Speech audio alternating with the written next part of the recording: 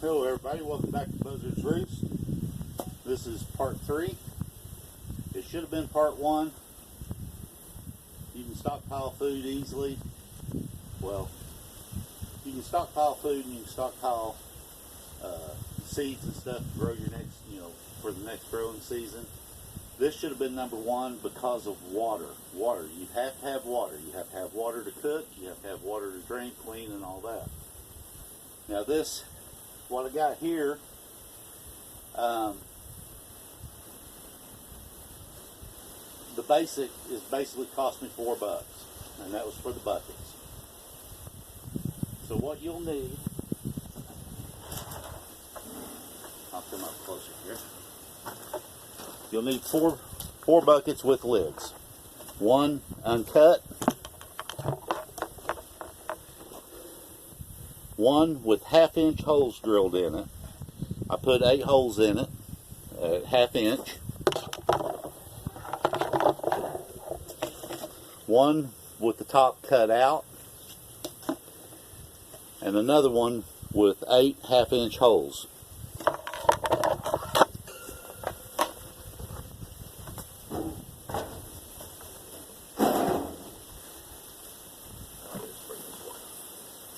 You'll need 4 buckets. I don't know why I brought this. You'll need 2 with no holes, 1 to carry water and 1 to collect it. Then you'll need 2 buckets. I don't know how well you can see this, or if you can at all. Just in case you can't, there is 8 1/8 inch holes done in this, in 2 of the buckets. Then you'll need an old bed sheet or something like that, some kind of cloth.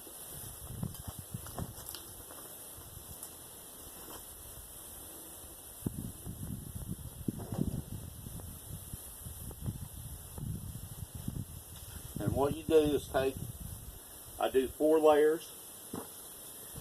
Put it on, push it down a little bit, and then snap the lid on, which is sometimes easier said than done.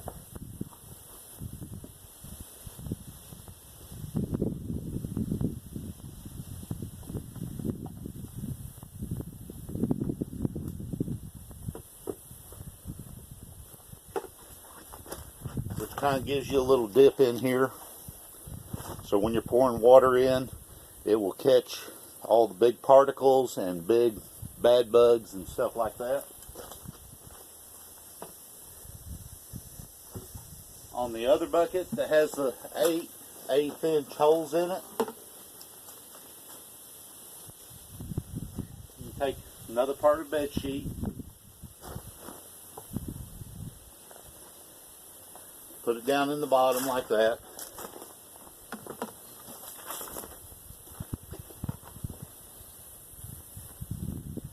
Now, on my biochar videos, this is some of it. You'll actually need almost the same size buckets that you're using. You'll want to fill it up with charcoal within probably a couple of inches of the top.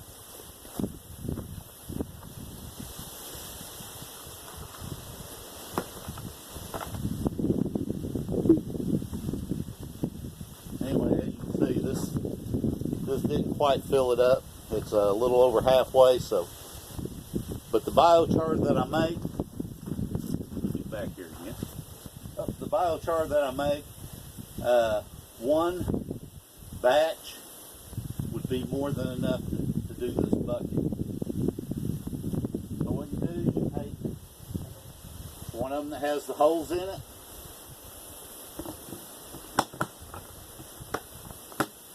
Snap it on there. Take the bucket that does not have any holes in it and snap the other lid on it.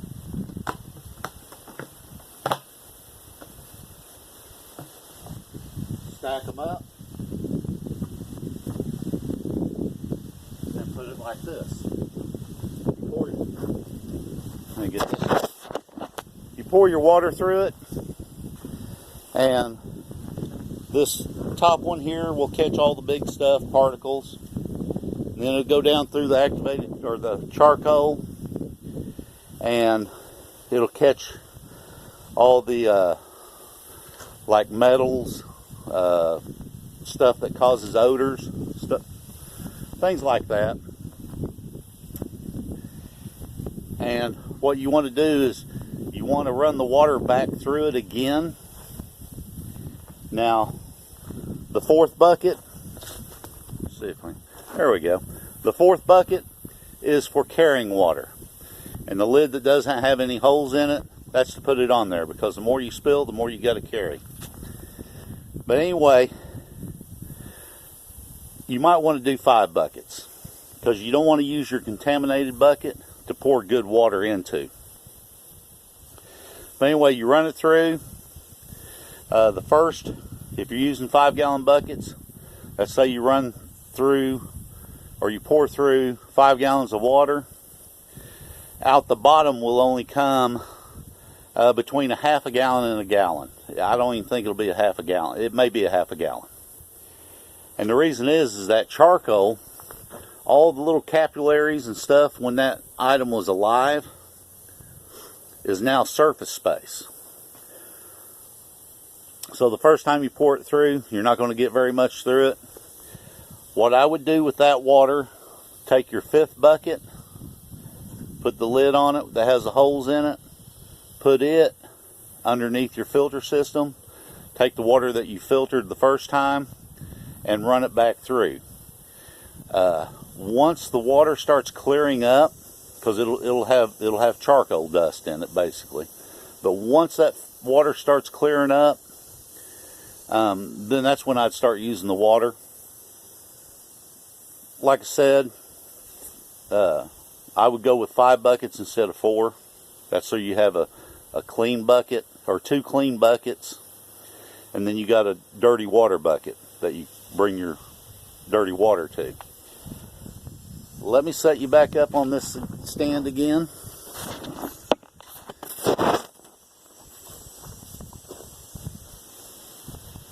Now, I used to do military auctions, so mine's going to be a little bit different. I got these bags, and this was for military water filtration system. It's between 20 and 25 pounds, roughly, I guess. And it's already in a mesh. The problem is that will not fit in a 5-gallon bucket. So probably what I would end up doing would be to pouring the charcoal out, and laying the mesh, take the mesh bag, lay it in the bottom of the charcoal bucket, and then pour my charcoal on top of it, or my activated charcoal. And military auctions are great. I got over 700 pounds of this activated charcoal for less than $100 in a lot. So there's a lot of things you can get through military auctions that are cheap or really good price. Here's another example. This is an air filter, solid on one end. It's got a seal on the other end and hollowed out.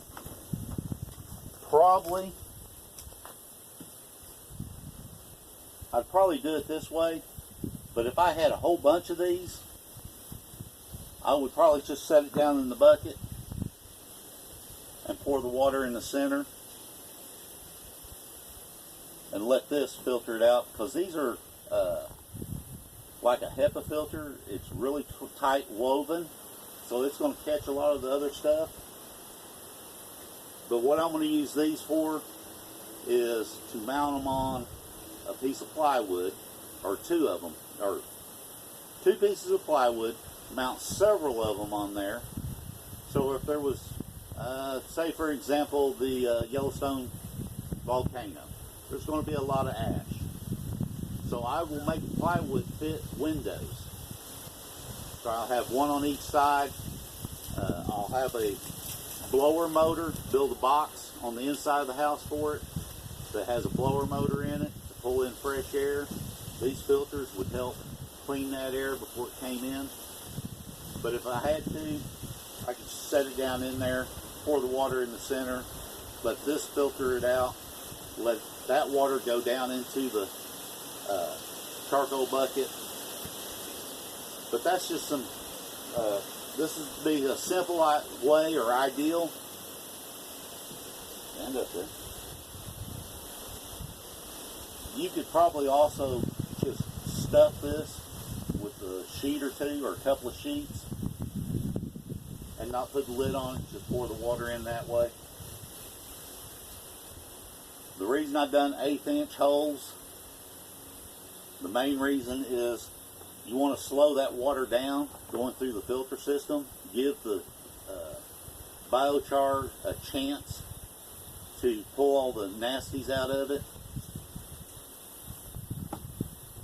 But you don't want it overflowing your lid that has your holes in it. So that's why I put a 1/2 inch holes in my lid, is to allow, no matter how much water's coming through those 1/8 inch holes, the 1/2 inch holes will be able to handle it. Like I said, after you run it through, the first time you're not going to get very much water. It'll probably be black. You can add that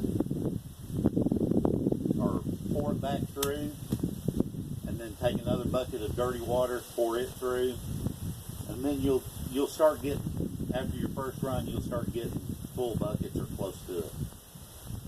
Like I said, run the water through until it starts coming out clear. And that's just getting rid of the charcoal dust and stuff that'll be in your first few runs. Once it starts running clear, you'll start getting some good water out of it. Now, I will probably still boil or pasteurize my water afterward, just strictly for health reasons. I don't want to take a chance of me or my children or my grandchildren getting sick from bad water. This will take out a bunch of stuff out of your water. After running some water, another thing I would also suggest is to take these sheets, or whatever you use here, wash them out as good as you can, hang them up on the line, let them sit outside in the sunlight for a few days. The sunlight will kill a lot of the bad stuff. Let them air dry, and then, like I said, I use four thicknesses of sheet here to do this. On a different note, thank you for everyone for your condolences. Everyone's doing okay.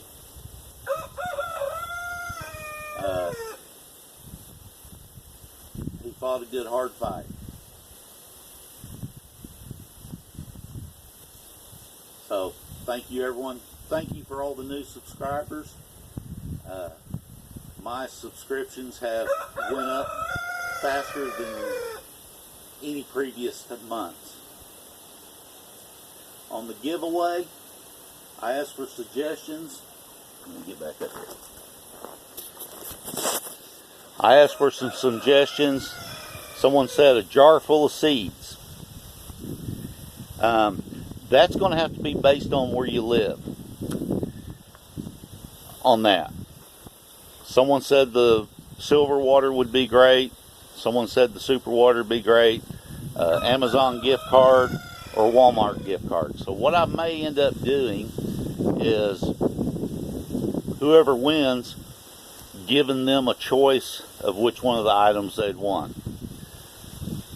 On the seeds, it may take a little longer to get them to you for the simple fact I'm going to try to base them on the climate you're in, and maybe go even a little darker or a colder climate.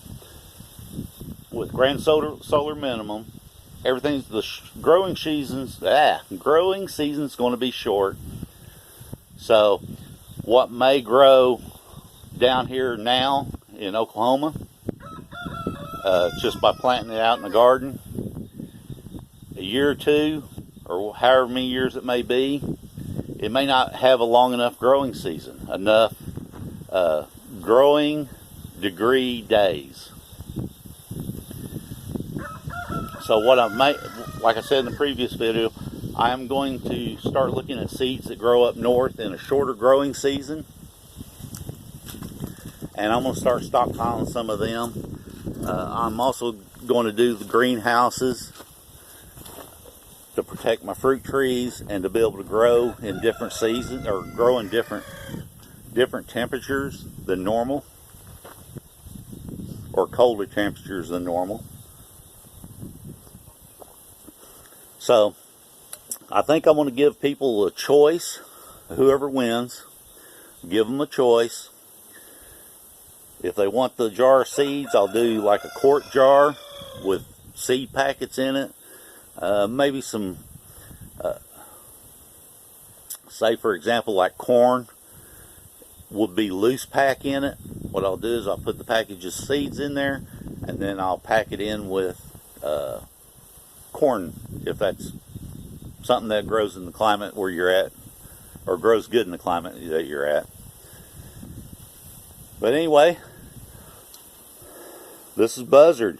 You guys have a blessed day. Goodbye.